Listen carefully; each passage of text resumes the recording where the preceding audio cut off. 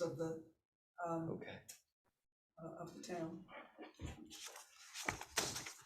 So, well, why don't we get started? I don't know if anybody else shows up, they'll show up. Have you seen Leaf lately? I haven't talked with him He since I was got in there. town hall yesterday. Okay, so he's around. Maybe he'll pop in.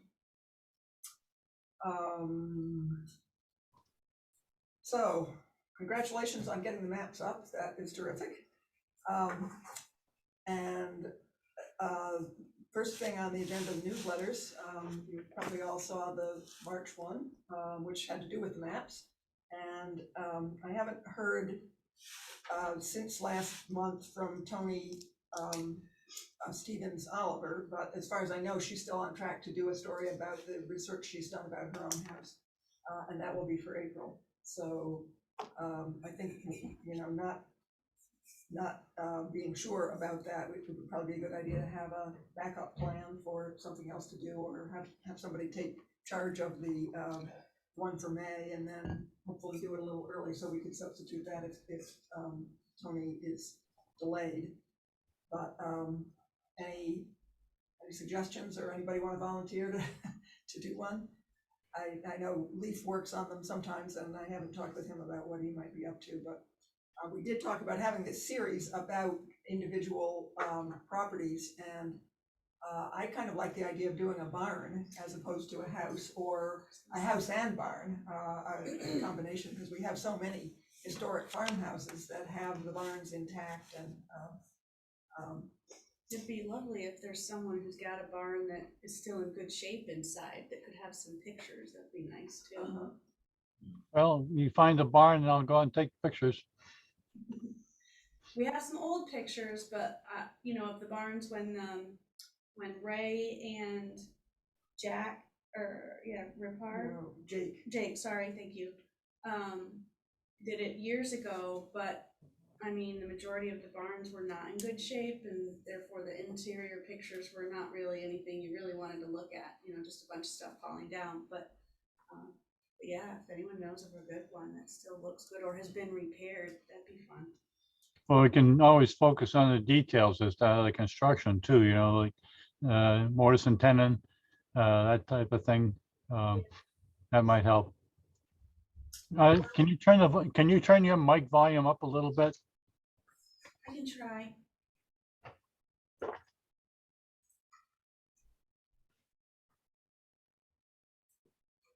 All right, we'll test this one out and see.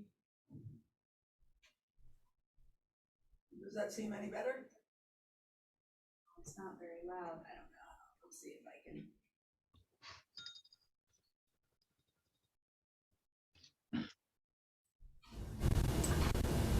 I don't know. Is that any better? Oh, that's much better.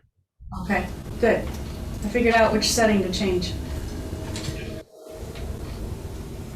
Well, there's one barn that comes to mind just because I know there's an interesting story about it, and that is the barn to the Foster Fruit Farm, which is at the corner of Westlake Road and Foster Road. Yeah, that's a nice barn. Yeah, that whole area was a fruit farm in the late 19th and early 20th century. Foster Fruit Farm. It was a very successful produce business, and one of the interesting things about it was that they made use of the steamboats when they were first in operation. So the farmhouse is on one side of Foster Road, and the barn is on the other side of Foster Road, and they're now separately owned. But they were, that area and the whole along Foster Road going to the west from there was orchards, and I don't know what all, but it was a big farm operation. And there is an interesting story. I think I got it from one of Ray's publications, or it was something Ray wrote up anyway. He interviewed Mrs. Foster, who had married into that family in the early, you know, maybe the 1930s or something like that, and told a story about their, what was it? There was a radio show. There was a radio talk show going on in maybe the 20s or 30s, early days of radio, maybe 40s. Anyway, she managed to get, and the radio show was being broadcast from the Canandaigua Hotel. And it was just, the guy was just sort of talking with anybody who walked in. So she went down to the radio show, or she had somebody else go down to the radio show and start talking and bring along a basket of peaches, which is what they were selling then, and give one to the talk show host. And he ate the peach right there as he was talking. And then he was, went on and on and on about that. This was the most wonderful peach he ever had. And so down at the Foster Fruit Farm, they immediately had this, they were inundated with customers. All these people decided, hey, I got to get one of these peaches. So anyway, that might be a fun thing to put in. And I wouldn't be surprised if that barn, it is good looking on the inside as well as the outside. I won't say why exactly, but I think the property owners who subsequently built a much more contemporary house on the parcel where the barn is. And it looks like it's been maintained. It doesn't look like it's just been ignored the way some barns do. So, and I think it has a new owner as of the last couple of years. So who knows if they would be interested in, cooperating and letting us photograph it and that sort of thing. But I think that's worth a. Yes, I've seen that. And I'd love to get down there with my camera and take some pictures of that, because just the way the vegetation grows along the side of it, as well as the aged wood, that would be kind of cool. Yeah. All right, great. Well, let's. I will take it upon myself to make contact with the owners, find out who they are, and That'd be great. go knock on their door if I can't find any other way. So. Where would one find the actual historical information about that property? Here at Town Hall or Ontario County Historical Society? That is a good question. One thing that I often do is to go to the maps here, and those maps, starting in 1852, there is typically a dot for every house and a name. So you can find, so if that farmhouse goes back as early as the mid 19th century, you can sort of get a sequence of events through that.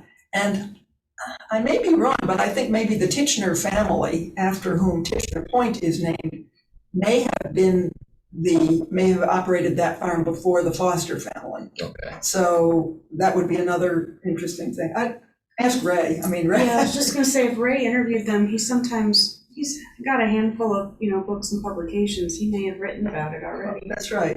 And it may tie in with the history of the science camp down there, which is another very, there's a whole book about that. So that's a great chapter in town history as well. Okay. So there are a few possible interesting wrinkles on that one. Okay. Would that possibly have, been on Ray's barn tour from a number of years ago? Probably. And I know where all the files are. I could look and see what's in there. Yeah, that's right. Or Ray would know. Sarah, Linda, is that barn you're talking about on the north or south side of Foster Road? It is on the north side, right at the corner with Westlake Road. Yeah, the north side of Foster and the west side of Westlake Road. Yeah, I don't think that barn was on the barn tour. Okay. Yeah. And the farmhouse is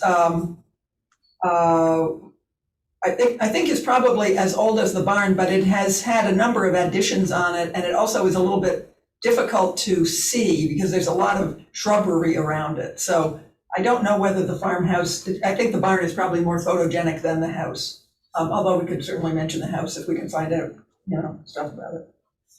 So I think that's a good candidate. And the other thing we talked about was the cobblestone buildings, the cobblestone houses in the town, of which there are 5. So that might make an interesting article, also just something about cobblestone architecture in general and about the examples of it that we have here in the town, which are they're good ones. So any other ideas? Let me know. Schoolhouses? It's just, Have we done one on that in a while? No, that is another interesting idea. Ray did a video presentation for a local group on schoolhouses in the area in and around the town, and it's on the website. But I don't know if there was ever like a written portion of that. Okay. That's kind of a fun topic. There are, yes, I think there are something like 10 surviving schoolhouses, and one of them, of course, belongs to the town, the one at Butler Road. Yes. And the other 9 are privately owned, and I think in all cases, or in most of the cases, they've been converted to residences. So they are they're small residences, and the conversions have been, some of them, it's very obvious that it's a schoolhouse, and other ones, it would be sort of hard to know just from looking at it. But yeah, that's a good thought, though. Sarah Linda, just as an aside, since Leaf's not there, he was going to get down to Titchener Point and take some doors off the cottage down there. And I guess he did, but I went down that day or the next day to take pictures. They were doing asbestos remediation, so I couldn't get in. But Donna and I went back and we took pictures of both the cottage and the secondary cottage as well. So I have to put those together. I just want to make sure I don't forget to tell you that.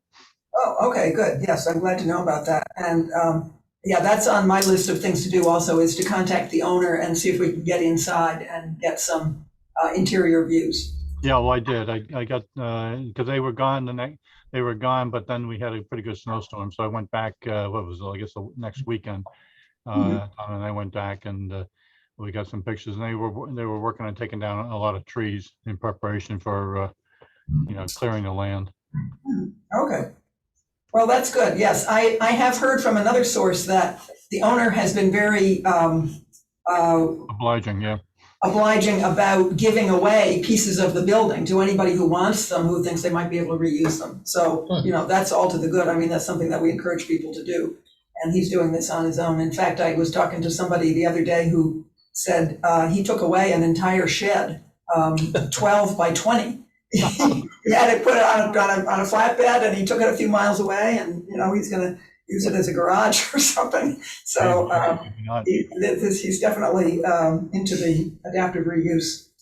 Well, they've already had it surveyed too, from the looks of it, as far as the future building of it, because we saw stakes that were labeled pool and pool house and whatever. Yeah. So. Yeah, I've seen the plans. It's going to be quite a contemporary new building on the site. Yeah. But they are, keeping the trees and maintaining, good distances and so on. So Keeping some of the trees.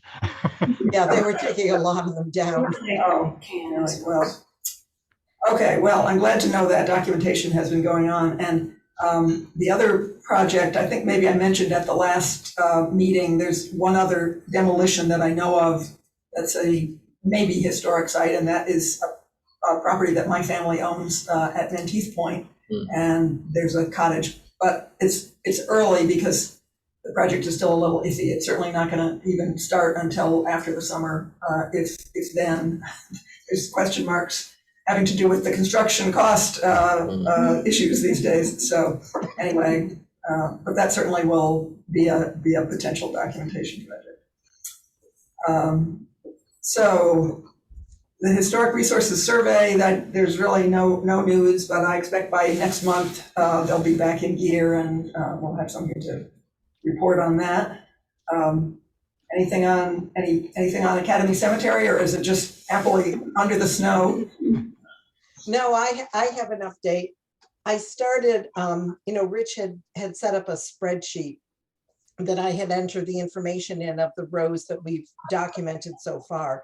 So what I did is I went to the Canandaigua, or the Academy Cemetery website link, where you can, put in the name and the birth and everything. And I'm saving the links on the spreadsheet that Rich set up, so that then when we get the database set up, people will just be able to click on the link. If there's any pictures, any articles, it'll all be on that. You'll see it on that link. So that's the Find a Grave? Yep. Yes. that you found on Find a Grave? Yes. Oh, that's wonderful, Donna. But That it's sounds going to like be a a lot of very, work. it's going to be a very slow process, and I've already found some discrepancies as well. So, and I've only done the first row A, and I've already found several, let's see, about 5 discrepancies already. So, What type of discrepancies? well, one of them was the spelling of the name. The gravestone, it's very clear how the name is spelled, but on Find a Grave, it's misspelled. On another one, it's the birth year is incorrect. And I can't remember offhand whether it's incorrect on Find a Grave or on what we documented. And then another one, there's 2 names, which it's too complicated to explain, but it's the Beatons, William Beaton. There's a junior and a senior, and the information for the death years just doesn't jive. So with articles that are on the website. So that's something that, at some point, I guess will have to be researched or looked into a little bit more. Maybe Arlene Reeves will be able to help us with that, because her name is on the upload for the newspaper articles that are on both the father and the son's website, Find a Grave, I should say. So. When you Don's look, idea about putting the Find a Grave on there, I think it's good because it'll cut down on what has to be done in actually creating the database. And why duplicate things if we don't have to? If all the information's on Find a Grave, then we can, this makes a quick and easy reference. yeah, and one way to do it might be to, where there are discrepancies, possibly you could just add a notation in the spreadsheet that notes that this information disagrees with what it appears to be on the stone. So that would alert somebody that there was a question there, and if they wanted to, they could pursue it. What I'm doing is I'm highlighting the cell on the Excel spreadsheet. Okay. So that we know that we need to go back and look into it further. So. Yeah, once things warm up and we can, and the snow's off the ground, we'll go back and do the last, I guess it's 6 rows that haven't been documented yet. And that way, we'll be able to Don will be able to bring a spreadsheet up to date, because everything else, all the other names that we've been out there and documented are in the spreadsheet now. So she's up to date on that, but we just have to have better weather to finish up on that. Right. But two rows I have to totally look over again, because rows U and V, I found a number of discrepancies on those when I was inputting, or I couldn't understand some of the information. So we have to totally look at rows U and V again, as well as the 6 or so that we haven't even looked at yet. Yeah, okay. Well, when you identify a day that looks like good weather, why don't you send out an alert, and, those of us who did it before or who would like to get outside, which everybody would these days when it's getting warm, maybe you can get some help. Okay. So, great, Good. Thank you. Next thing is the Onanda Park Kiosk project, which I'm happy to say is actually coming together quite nicely. And the history team is, agreed to pay for a third of it, with the idea that the history, the camp history panel would be one of the, one of the 3. So I think I sent, along with the meeting invitation, did I send out a draft of the history panel? Mm-hmm. Yeah, there it is. So Really nice. my concept, and I talked with Dave Hayden, Nancy's husband, who agreed to do the graphic design back last year. And he, with his help, we picked out these 4 images from the Museum and Science Center's archive of images from the 1920s from the stone collection. So our thought was, let's reproduce those large and have a relatively short description of the fact that the camp was there, and then have a link or a QR code and web link that would let people go further to more detailed information about the history of the camp. So there's a second document, which I also distributed, and that is there are actually two possibilities, that both things that Ray has written over the years. One of them is a narrative history of the Onanda property, going from back from the initial European settlers and when the property was first sold out of the Phelps and Gorham purchase, right on up through the time the town it became Onanda Park. It's about a 2.5 to 3 page narrative, and it stands on its own very nicely. As a second thing, he used that same information but created a timeline that's a more concise way to tell the same story. And that one focuses just on the park years. So I think it goes back a little before the park years, but anyway, it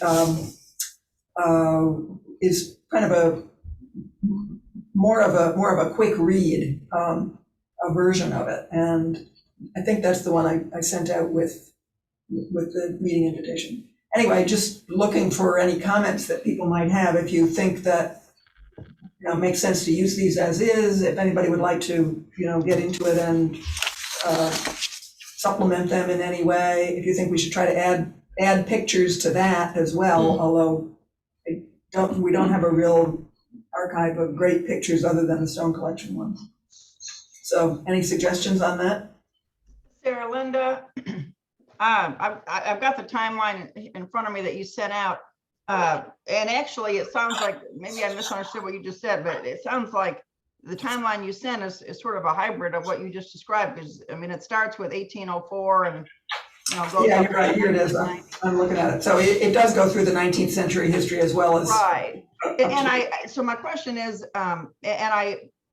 I like the idea of doing that and everything. My only sort of concern, I guess, is I wasn't sure how big the space was and how the typeset was going to fit in there so that it would be big enough to read easily if you're standing in front of the kiosk. So do you know like how much room there would be to have a bigger type? Or yeah, I see.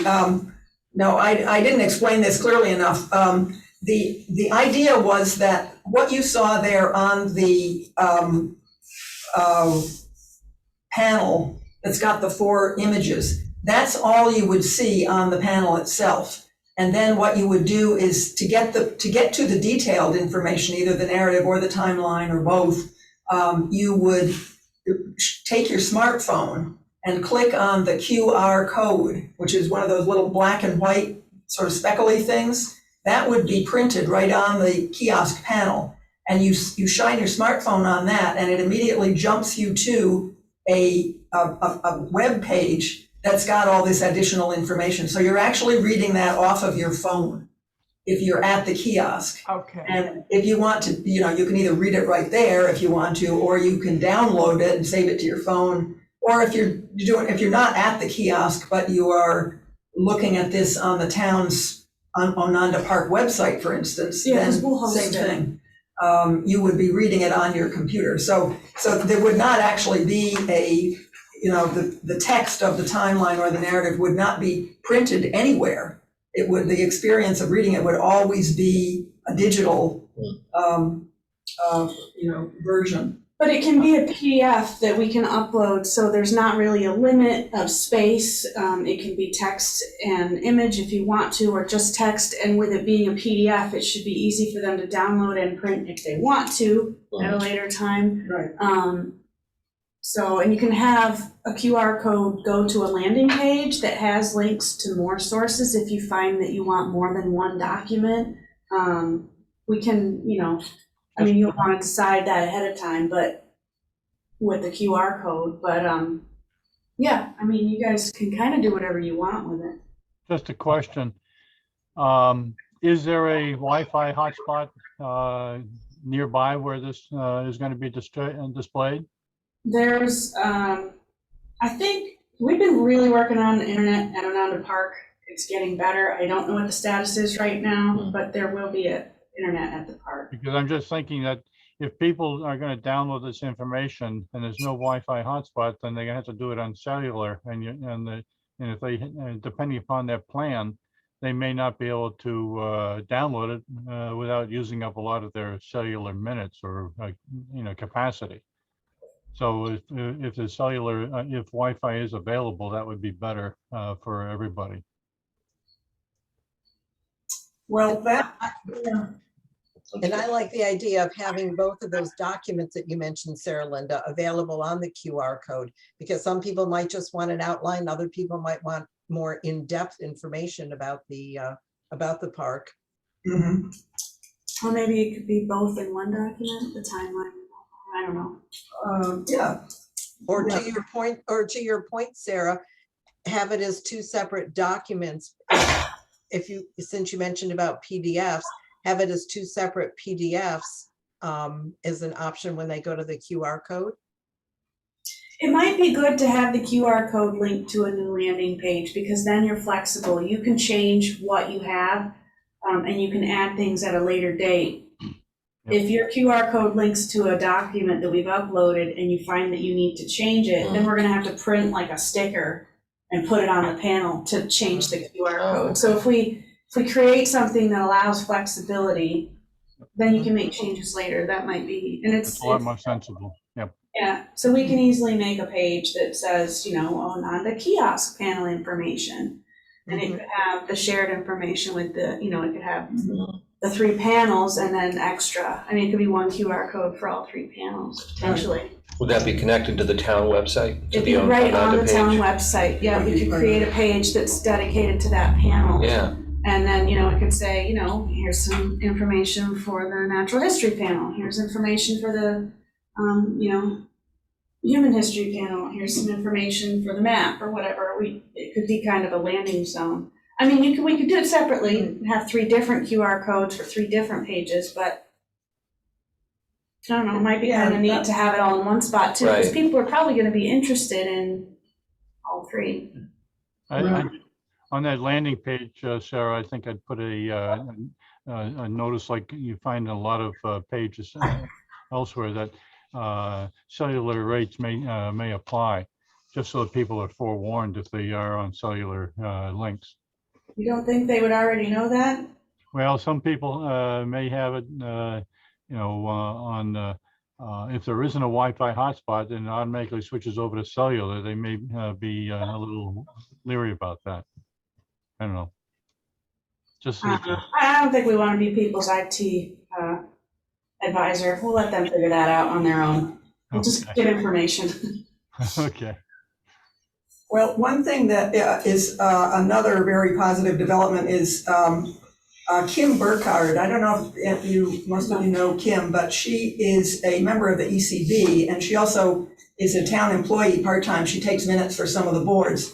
And I got to know her a little bit through the ECB last year, and she remembered that she is a very active user of iNaturalist, which is an app that will help you to identify plants, trees, animals, bees, birds, everything. And I asked her if she would be interested in participating in this. And it turns out she has a lot of really relevant experience, because she used to work for Sonnenberg Gardens as the marketing director. And she did all kinds of online stuff in their marketing, like developing walking tours and that sort of thing. So all the kind of stuff that we've been talking about, where we really didn't know how to go about it. And she actually does know that. And so I had this same conversation with her about the landing page and how to get, how many QR codes you need and how to link it to the town site. And she pointed something out to me that if you ever go to the townofcanandaigua.org site, it's a different experience on your phone versus on your computer. And it really is made for the computer. When you go to it on the phone, you have to navigate up and down through the page. It takes a fair amount of time, and you have to, if you were to go on your phone and try to get to the page that is Onanda Park, maybe the existing map to Onanda Park, it takes about 5 or 6 clicks before you get to there. And with every one of those, people kind of, the more clicks you have, the quicker people lose interest and say, I don't really want to do this. So she had some ideas about how to create what she was calling, I mean, we could do a mobile app, which would take you immediately to a whole new site that was just Onanda Park map and background information. But that would probably be something that the town would have to pay for, like $100 a year for a hosting of a whole new site. And I was pretty sure the town would not want to do that. So, but she still has some other ideas about how to make this a smooth operation. And you know, every time this comes up, it also reminds me there's a certain part of the population that really doesn't want to do this kind of thing on their phone. They would like to, maybe they're planning ahead type people, and they would like to go to the site and then actually print out the different pages, like the timeline for Onanda Park and the tree identification stuff and the fossil identification stuff, and then bring your pieces of paper to on your hike and, you know, use it that way. So we don't want to ignore that segment of the population. And we also have to keep in mind, based on the current panels at the kiosk, this thing could be there for 30 years.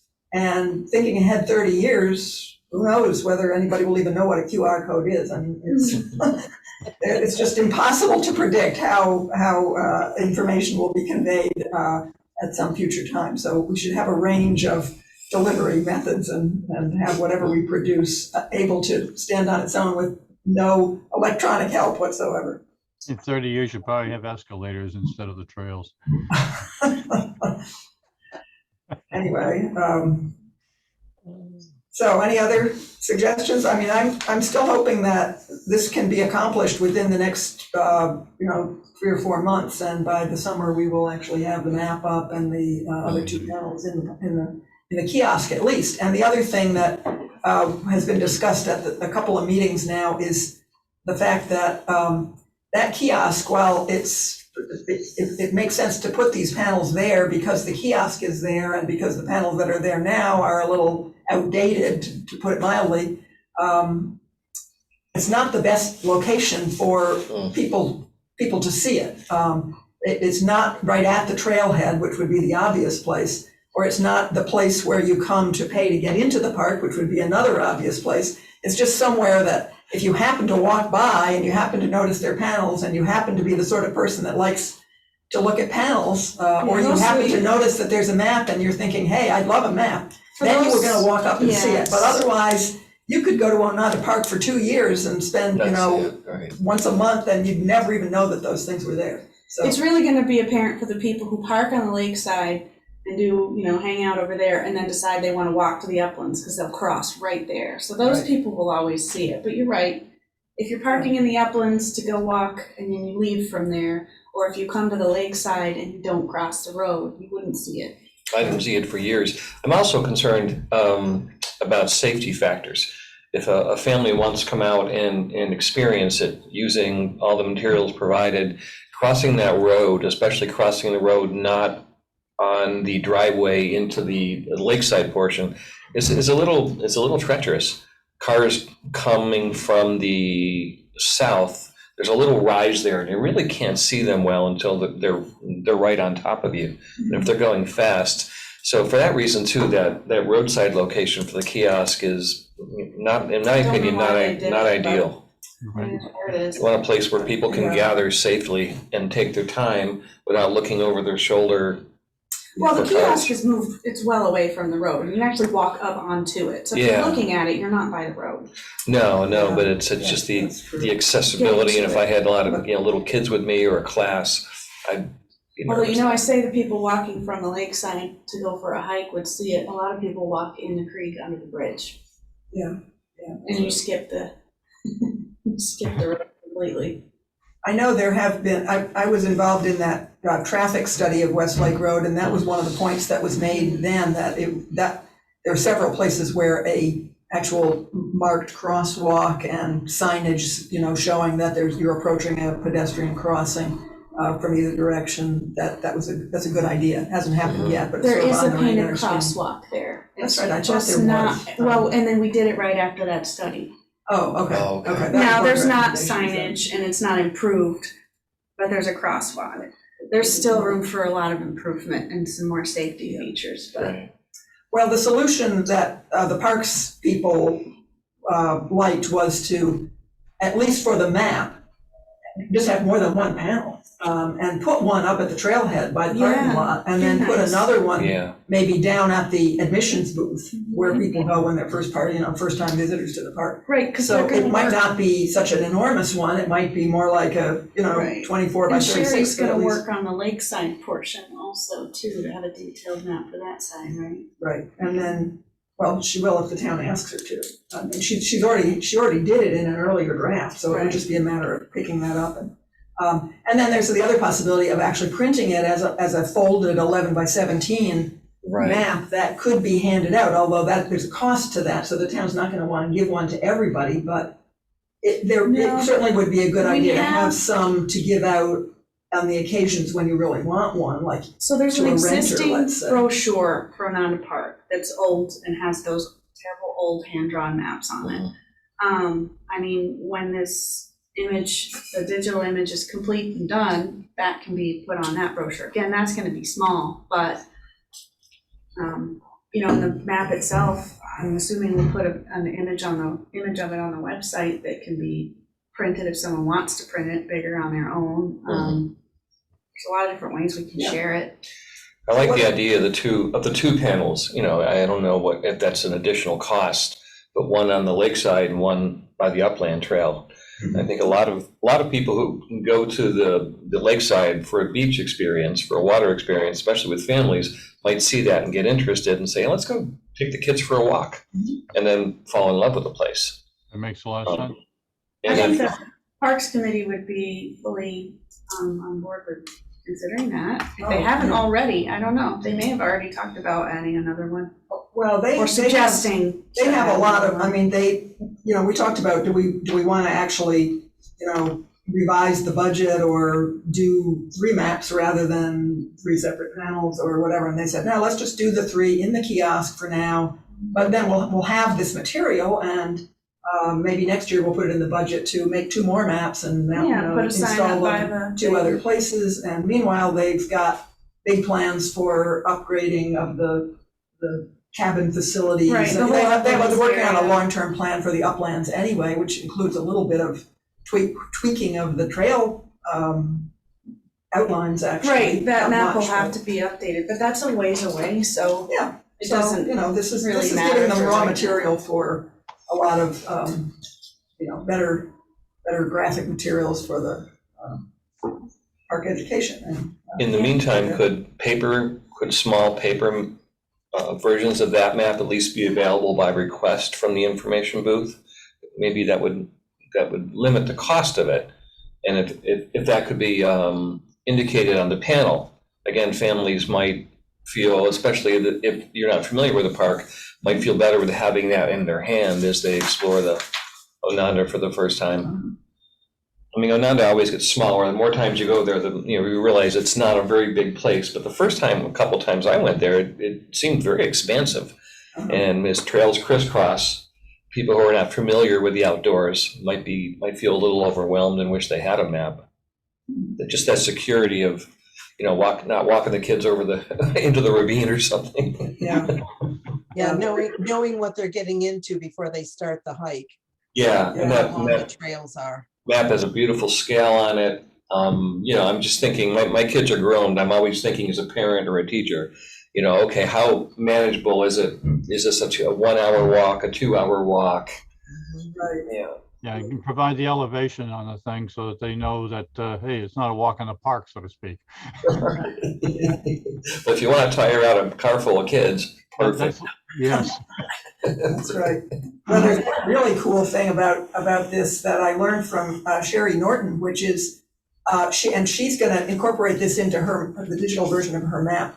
It's called geo-referenced, which means that there is a web app called Avenza that is free, and you can download it onto your phone and then call up an Avenza-enabled map, and it will allow you to, and you put it on your phone, And then when you're hiking, there, where you are will be a blue dot. Oh, And it will follow you around the park so that you will see the trails and you'll see where you are. And if you're, you get disoriented and you want to know which way is uplands, which way is downlands, and there's no sign, you can tell on the phone. So this is similar to All I was Trails just and gonna Map My say, All Hike and Trails these other does that things. too. And Yeah. actually, some of the Onanda trails are on those apps, but not everybody has those apps. But this one is They're not really- all in agreement with each other. And The ones on All they all Trails, there's have a few Yeah. versions. they all have their problems. hence but, that probably excellent have map. those too. Yeah, that was the need for it. Yeah. So anyway, I'm very pleased with the way this is come through. And Sarah Sarah, Linda? did you get my email on the, my comment on the picture for Camp Onanda? I had mentioned, I had sent you an email and just thought that aesthetically, if the line that says photos from Rochester Museum, et cetera. Oh, if yeah. it's a little bit, spaced a little bit differently to offset it a little more Yeah. aesthetically. Yeah. Definitely. I mean, those actual layouts that I sent are just a very, very rough draft. And when Richard gets his hands on it, it'll probably end up looking totally different, but he knows how to do the spacing and the typefaces and all those things the right way, unlike me. So It's Dave Hayden. David Hayden, yeah. Sarah Linda, just to confirm on that, so the presentation that you made the other night at the meeting that I was at, is that the final version now for what's going in the kiosk, or are we still tweaking it somehow? The parks meeting you're talking about. Yeah. This is not the final version at all. The map is the most final of the three, and the other two, the natural history one and the history one, are both, let's call, schematic. So they're only final in the sense of, the text is probably close to what we're going to end up with as the text, and the images, or at least the number of images and what the images are of, is also, probably right, let's say. But there's still tweaking in all respects. And there's one other thing that I think is a really positive development, which is the natural history panel is organized as a Four Seasons kind of thing, and there are 4 images, one of Onanda Park at each of the 4 seasons. And those to illustrate that idea, I used 4 pictures that I had taken that were all from Onanda, but I didn't think of those ever as the final pictures. I just thought, well, I'll just put these in to show you the idea. And I've been hoping I would find somebody who was a photographer who had, spent a lot of time at Onanda and had really good pictures. So you know what, Sarah Linda, on that, I forgot to tell you that. I know you said that you were going to be looking for some pictures, but my next door neighbor is basically a professional photographer, and he told me that he would be willing to go take some if you don't have any and need some or want some of the park. Okay, well, since that meeting, actually, a day or two later, somebody mentioned at the meeting, there are a lot of pictures of Onanda on Google or Facebook. I mean, I think he said Google, but I think maybe he meant Facebook. Anyway, I looked up Facebook Onanda Park and got to this page, and there were tons of pictures, although they're mostly pictures of people's families on the beach, whatever, nothing that was really ideal. But then I went down a ways, and I found 2 pictures by Peter Blackwell, who is a Canandaigua resident and a professional photographer.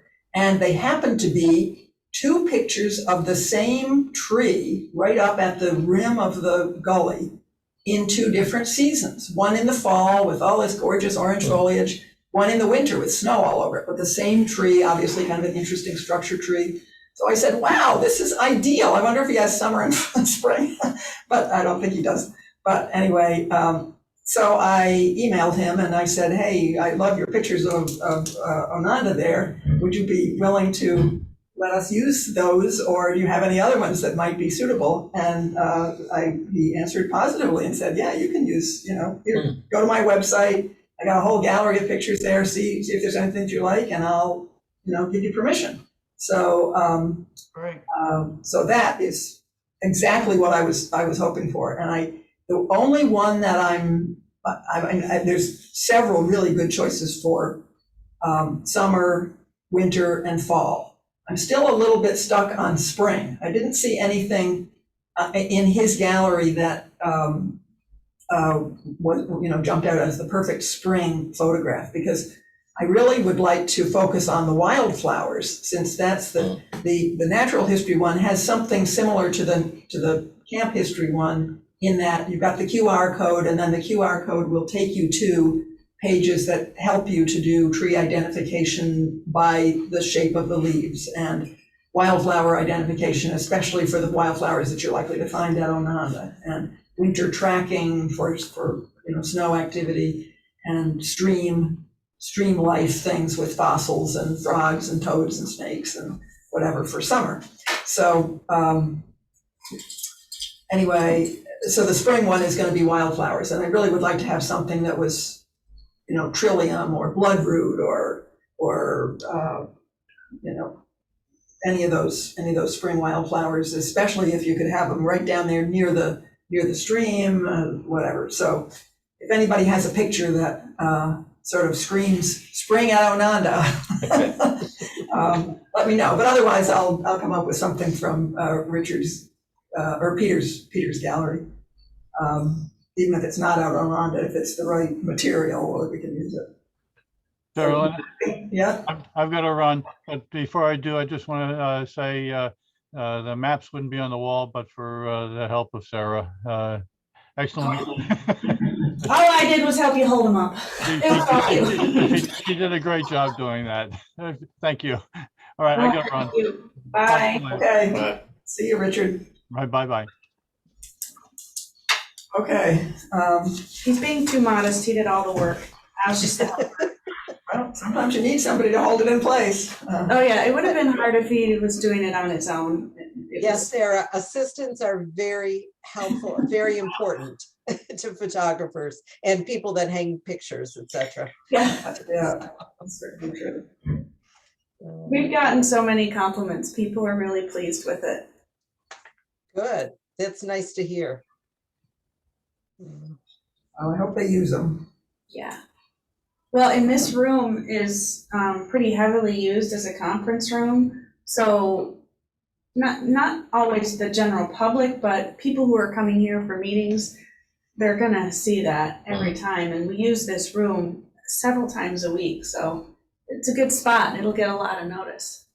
Nice. That's great. Well,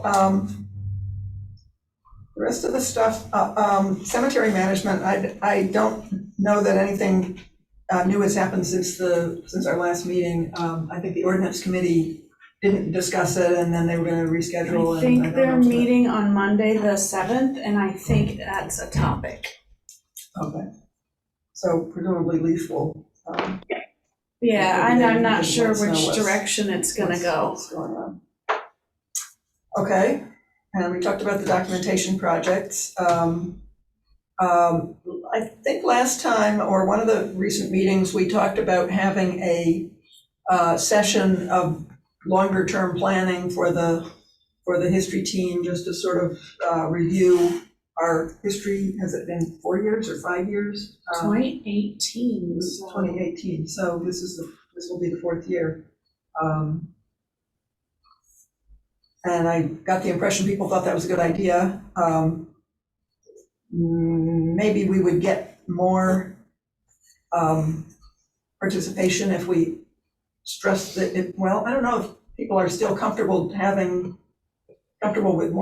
with Zoom, or if they want to actually get together. We're fine with in person. Would we get more people if you had it in the evening? People that work.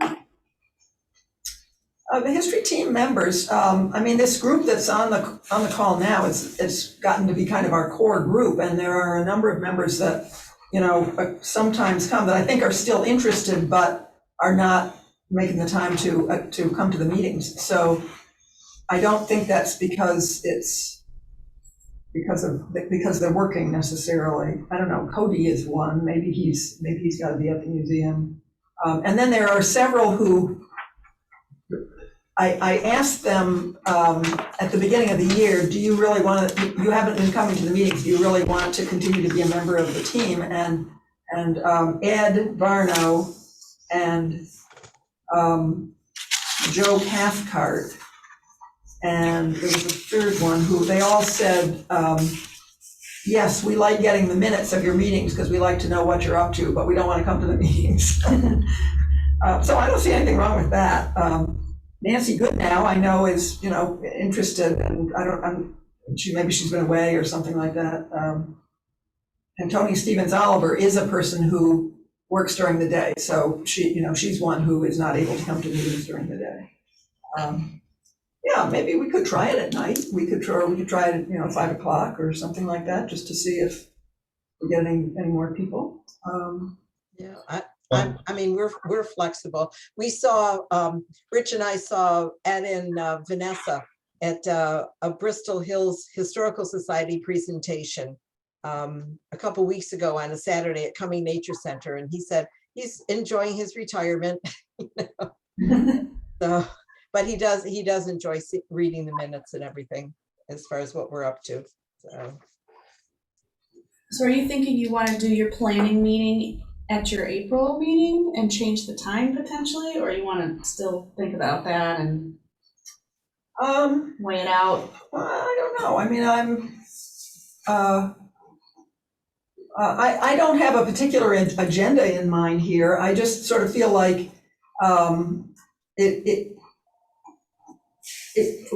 it would be a good idea for us to address some of the longer term, questions about the team.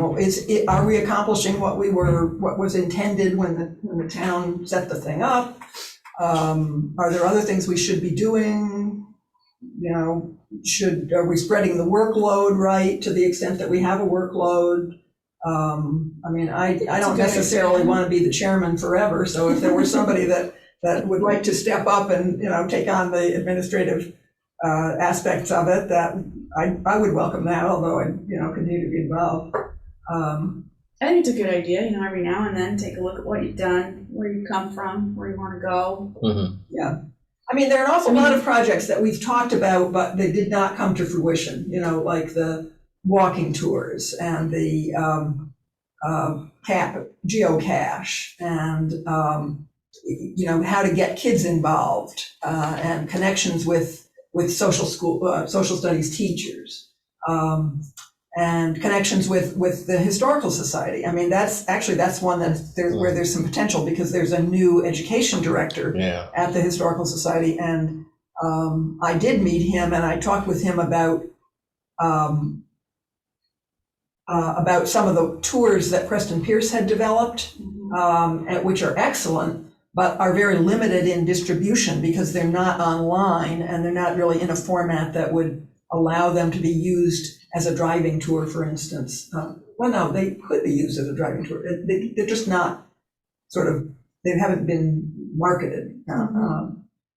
So anyway, there's him, and I think he'd be happy to work with us if we could be more specific about what we'd like to do and what we'd like to see him help with. Yeah, Cody was really, at the meeting he was at when he came, when I was here, I think it may have been last fall, I can't remember, or maybe it was in January. He seemed really interested in developing a more working relationship with the town and doing more with us and using, our facilities, especially like the ones at Onanda, for like groups like kids and trying to do stuff. Oh, that's right. That's when we were talking about that building, about the idea of moving the building to Onanda. Yeah, and then we were talking about, well, we have all these other buildings, and then he said, really, could we use them? And yes, you can. And, so I think the Historical Society would love to be more involved. I got that feeling from him and his educational director. So.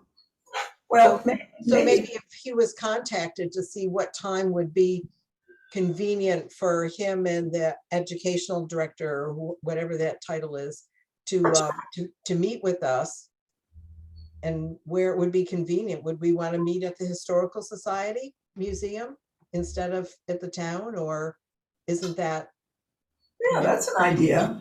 There is You one, don't always have to have your meetings here. You could meet yeah, wherever you there want. is one day a week where the museum stays open late, at least under Ed Varno it did. I mean, I think it was Wednesday night or Thursday night, it was open until 7 or 8. So maybe that would be, I mean, maybe that could be the hook for this meeting, that we could say, listen, we're gonna have a sort of a one-time special meeting about the history team and its overall,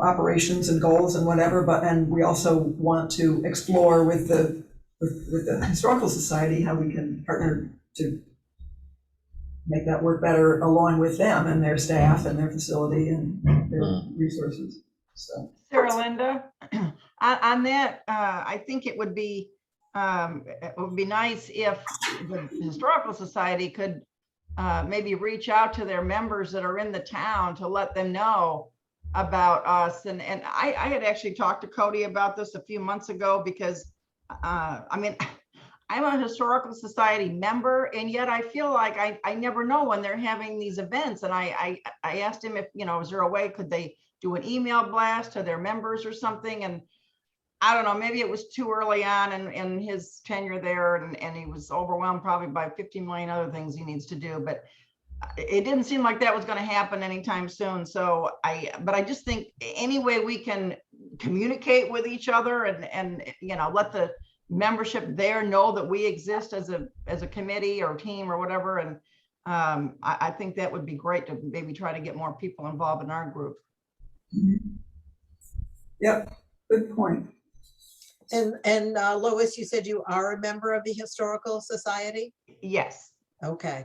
And yet you don't receive information on. Well, I get the newsletter, but unless I remember to keep that back page that has the dates on there somehow, and maybe I got spoiled from organizations that I belong to that do send out and remind me when something's coming up so I can make sure it's on my calendar. But there's just not a lot of communication other than through the mail that I get from them. So.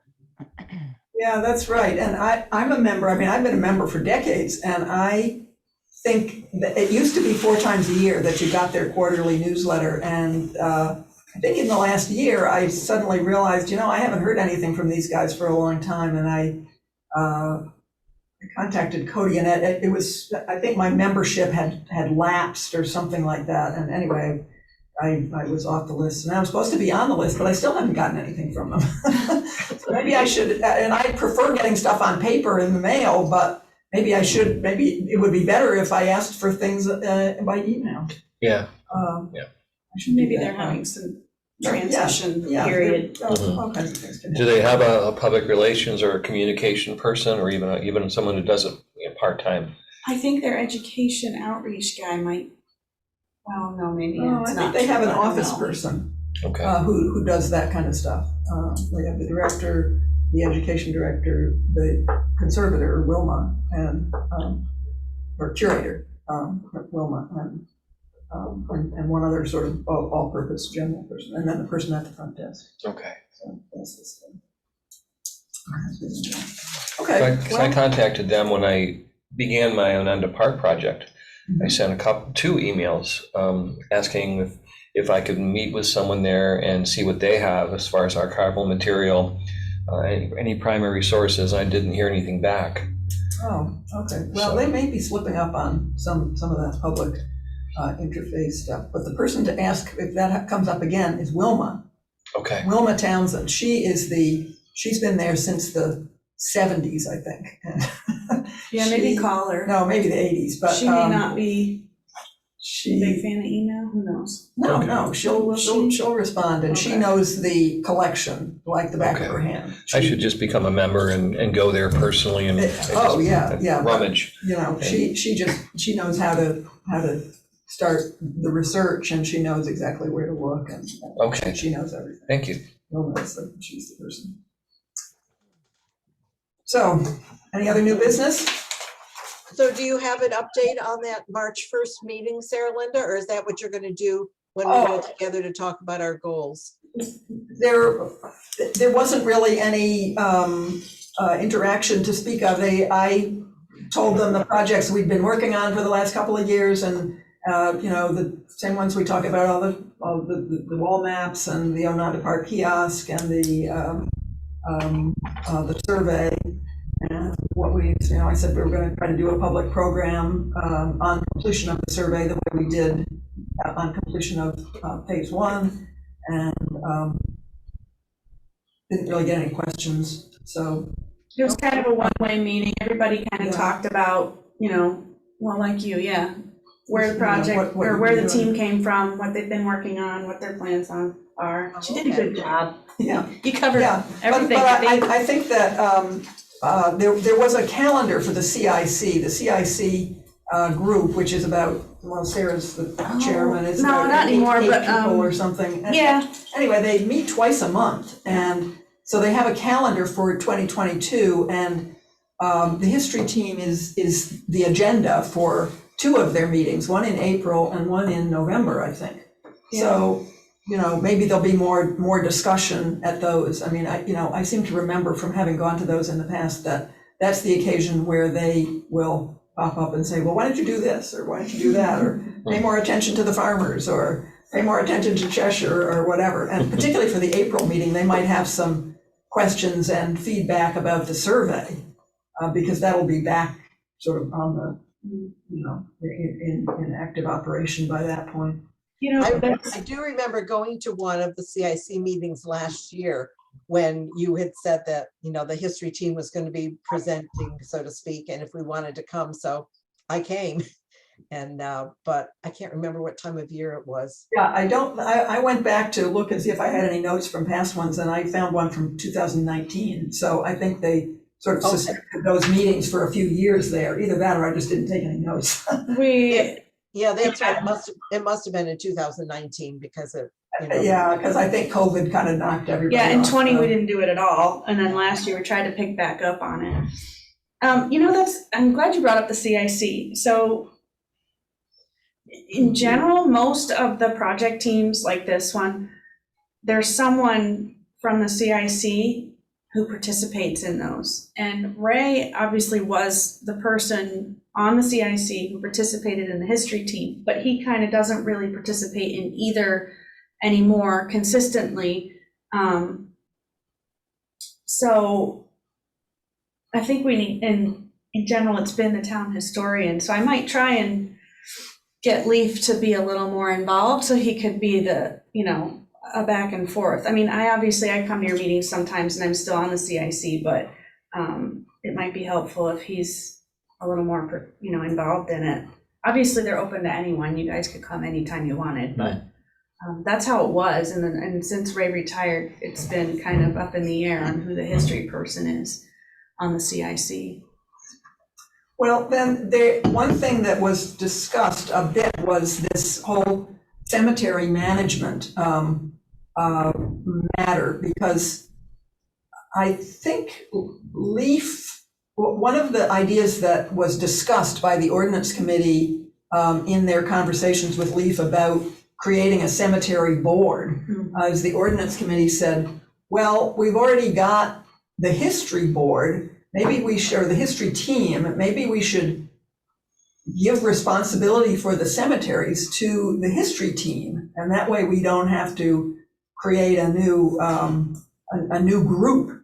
And I think this group discussed that and said, wait a minute, we don't want to be getting phone calls about somebody who just died and you know, what are we going to do with them, that kind of thing. So, but I believe there was some discussion about maybe moving the history team from being a team to being something that was actually a town board appointed entity. Yeah, there was a And- talk of kind of yeah. maybe creating like a, Or a joint there was a bunch of board, different or ideas. there One was of some them was structure like, thing. yeah, this would become more of a committee, and there would be another one that focuses on the cemeteries only. And then there was another talk about how, like, creating a whole new one that has like this main historical cemeteries, everything that has like subcommittees to focus on 2 different things. Right, And you then were there, right? There would be budget implications, you know, Yeah. we'd have a bigger budget, but it sounded end, very, very complicated and paperwork There was heavy to no me, so- resolve at that ordinance meeting where they talked about it. So it'd be Yeah. interesting to see what they talk about next Monday. Sarah, Yes. or Cheryl, Linda, either one, I guess, what is the difference again between a team and a committee? I can explain that. So all of the town committees are created and members are appointed by the town board. So we have the Agricultural Advisory Committee, Parks and Rec Committee, Special Events Committee, and so forth.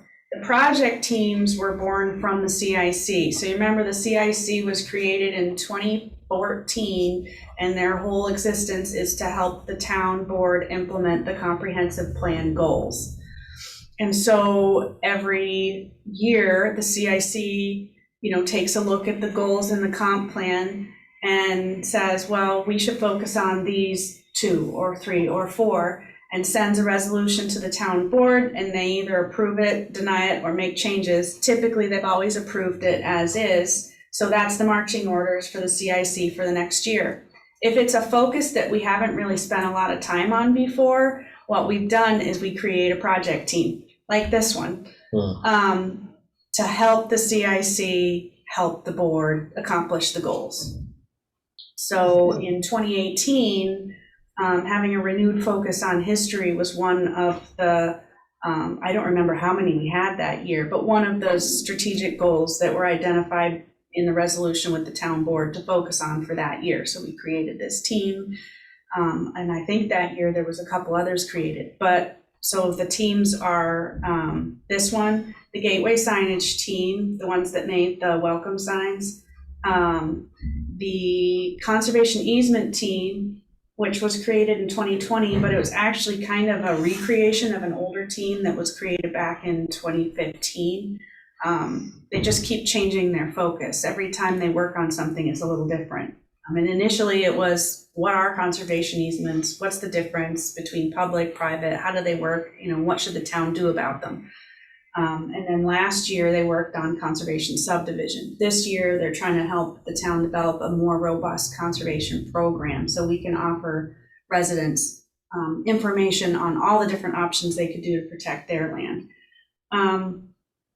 And am I forgetting any? Oh, we created a project team when we redid the comprehensive plan 2 years ago too.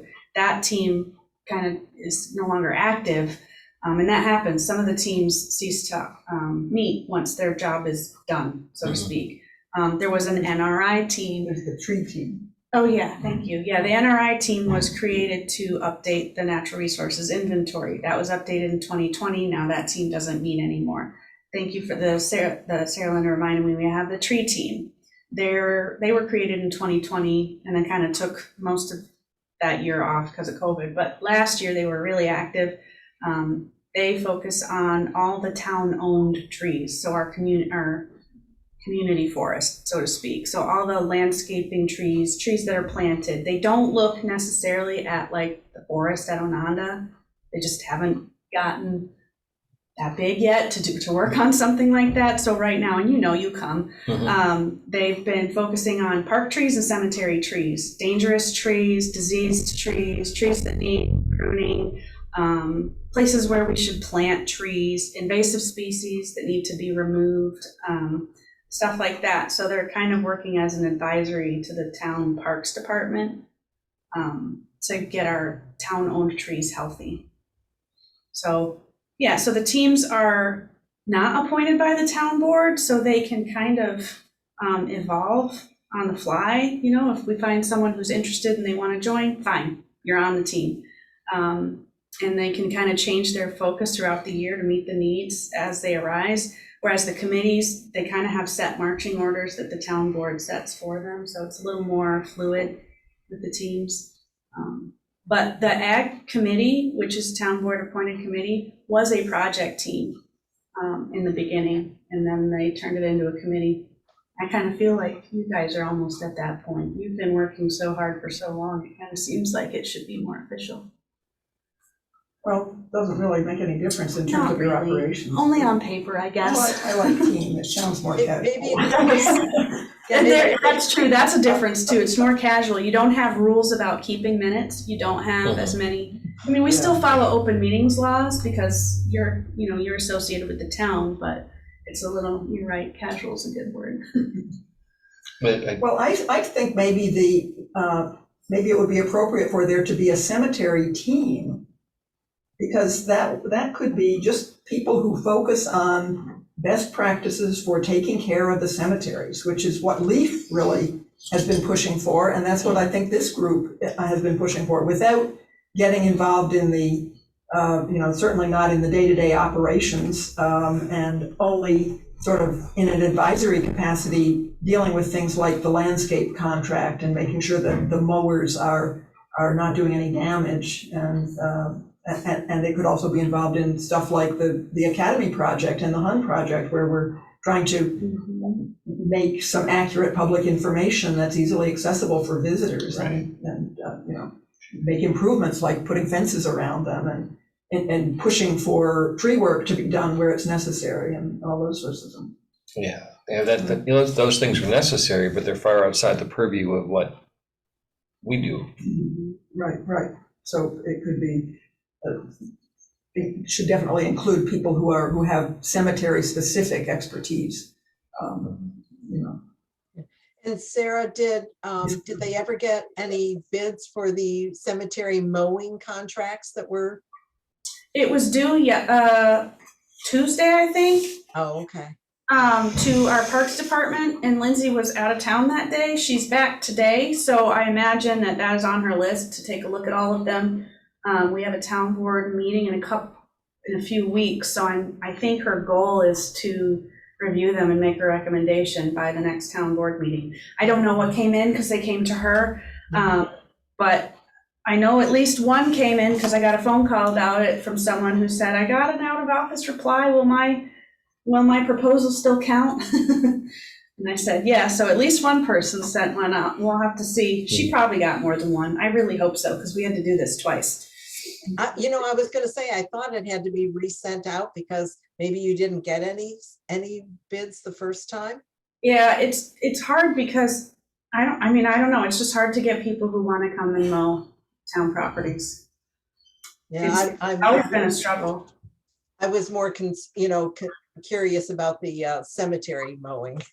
Some of the people are submitting quotes for both. Oh, okay. The person that called me submitted one for each, the parks and the cemeteries. So I don't know. I didn't see it, but yeah. Good. Is it more lucrative doing private mowing?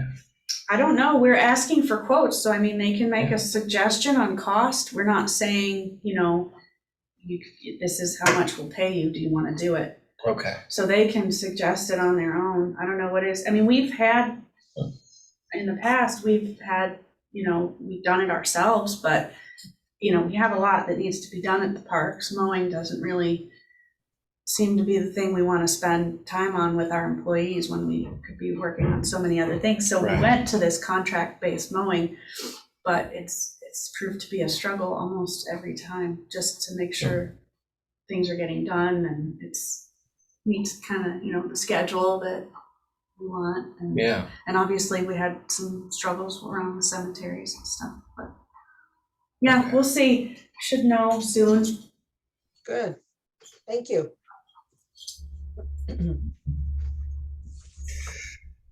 So, Okay. Sarah, just a kind of an unrelated, well, semi-related question. I was noticing the whiteboard there. Is that from the conservation easement team meeting? This was from a CIC meeting a few weeks ago. Doug, the town manager, is currently the chair of the conservation easement team. Hey, I think we're looking for other chairs if anyone's interested. He doesn't want to keep doing it forever, and we were talking about that team at the CIC meeting the other day. Okay. They're about to start meeting again. I don't know what the schedule's going to be yet. It hasn't been set, but there are some existing members, but we're always open to having more because there's a lot to look at. But are you going to be at the ECB meeting today? I'm not, no. Oh, okay. I was going to say maybe that would be the place to ask more about that organization and their connection to the ECB. Oh, there's definitely overlap. I'm sure the ECB. Okay. I'm just being relatively new, I'm trying to figure out, You want to be on it? Well, I'm trying to build a flow chart in my head. When the conservation easement team was reinvigorated in 2020, there were a handful of familiar faces on it. Doug was the chair. I sit on it. Karen Parkhurst is on it. I think Oksana Fuller may have been interested, maybe Tom Schwartz too. And then I think there were a couple other people, but they haven't met in so long that I honestly can't remember who else was on it. A lot of familiar faces, but I think it's going to be a good year for them. We've got some new programs we've had come down from the state too, so there's a little more funding available now for non-ag conservation easements, which is exciting. Anyway, Okay, sorry. Sorry, but yeah, we're kind of, I'm sorry for those of you who are zooming in here, I'm sorry, I didn't mean to digress. It's okay. I'm trying to figure out all the connections. I'm trying to build this flow chart in my head. It's all related. Yeah. Is there anything on the town website? I mean, there are links to each The committee. government page. Okay. It's not really a flow chart, but it does list all the groups. Yeah, I've seen that, and I'm trying to make sense of where these other entities I've not heard of fit in. So I get So that way you have a lot of different committees to select what you want to be on, Eric. You can Yeah. find all of them. Well, he's already on 2 at least. Yeah, you come to the tree team meetings, Yeah. you're on the ECB, you come to these. I don't know how to retire gracefully. I really don't. I'm not good at Oh, this you're also a retirement thing student? yet. Yeah, you don't want to do that. You're also a student too, right, at the college? Yeah, I'm in a couple graduate programs. So. Yeah. No, Well, that's what Rich and I got tangled up in back at our where we used to live. And so we decided when we moved here, we were going to limit what groups we got involved with and how many groups we got involved with. Good Yeah. luck with that. Well, it's Oh, just. yeah, well, you're kind of, you hop around in different groups too. Oh, I'm nothing compared to my husband. And for Rich and myself, it's just the history team, but it's not just a team. I mean, we're enjoying what we're doing, so, and the people on the team. So that's what makes it too. I love it. I like it. We wouldn't get anything done if it weren't for all of the volunteers, so thank you. Right. Well, the only suggestion I have is let's try and show up, in person next meeting, and someone bring breakfast. That's always allowed. Yeah. I'll bring the first platter of bagels and coffee up. Well, maybe we could, I like the idea of doing it at OCHS, but maybe we could do that. We could say, let's have an 8 o'clock meeting, and it'll include, breakfast, snacks, and coffee and whatever. Or we could do the same thing in the evening. We could, say at 5:30, in Right. which case it could be beer and Have it here. not in town hall. I wouldn't get much done. Wine We and can host cheese, the breakfast one. We can have that here, but I'll talk to Cody. I'll see what he thinks. So, and then maybe a telephone solicitation to the people who haven't come, just to say, hey, we haven't seen you in 3 years, but it's a great we way to would kind like of to, invigorate, catch up with you, and now we don't have to worry about masks anymore. So, Yeah. This, And by uh, And by the time we have the April meeting, we'll be on daylight savings time. So if we had it at 5 or 5:30, it's still going to be light out too for people that may not like to drive at night or when it's dark. So, just a Okay, thought. I'm thinking. So, okay. the sun is shining. It's good. Speaking of All right. sweet, warm Well, are we adjourned? Sounds good. Bye. Thank you. See you next Thank you. month. Good to see everybody.